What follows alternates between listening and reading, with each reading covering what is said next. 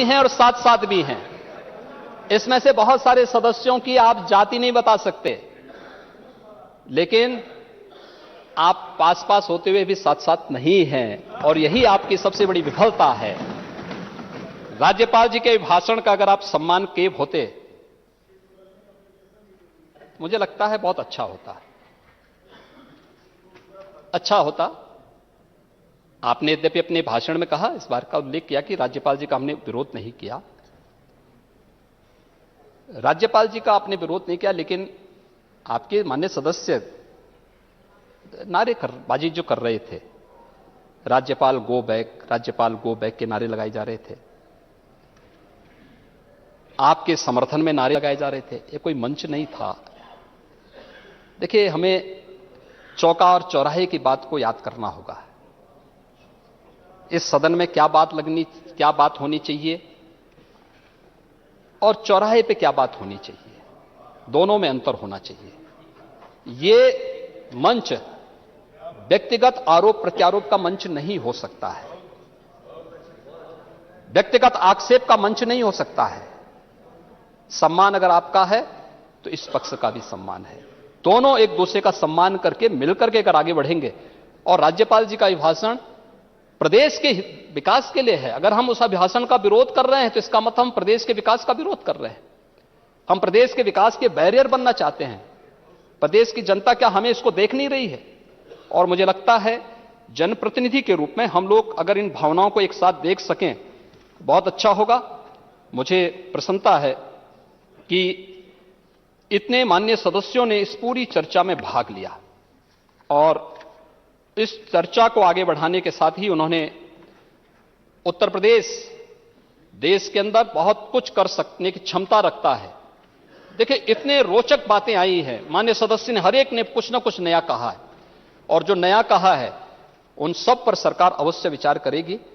मैं एक बार फिर से सभी माननीय सदस्यों का जिन्होंने इस चर्चा में भाग लिया, उन सब का हृदय से मैं धन्यवाद ज्ञापित करता हूं। खासतौर पर नेता प्रतिपक्ष के साथ ही हमारे जो अन्य दलीय नेता हैं, राष्ट्रीय Lokdal, Suheldev Rajbhar party, Congress party, Bahujan Samaj party, Jansatta party, और हमारे सहयोगी दल निषाद राज पार्टी के साथ ही अपना दल है, और अन्य जितने भी हमारे माननीय सदस्य हैं, उन सभी ने जिसने भी चर्चा में भाग लिया, उन सबको मैं हृदय से धन्यवाद देता हूं।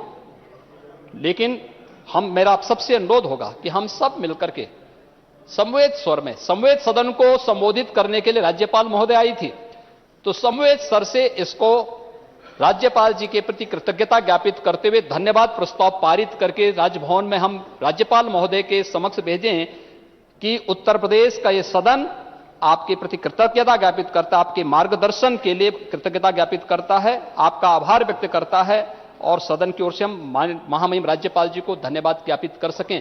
मैं इसका अनुरोध भी माननीय सदन से करूंगा। बहुत बहुत अध्यक्ष जी, आपने इतनी शालीनता के साथ इस सदन को चलाया, बहुत अच्छे ढंग से सदन चल रहा है, अधिक से अधिक सदस्य बोल रहे हैं, और 167 सदस्य किसी चर्चा में भाग लें, ये अपने आप में बहुत एक नया वो है प्रयोग।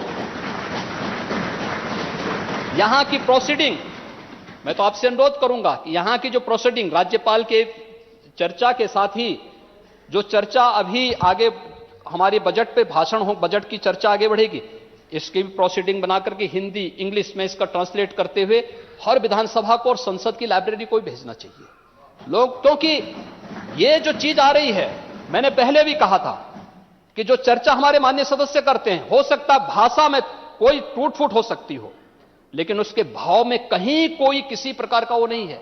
बहुत पवित्र भाव है, बहुत पवित्र भाव के साथ वो काम करता है, विपरीत परिस्थितियों में काम करता है, कोई अधिकार न होते हुए भी जनता की जलालत को झेलता है और फिर वहां काम करता है, फिर अपनी बात को रखने के लिए आता है।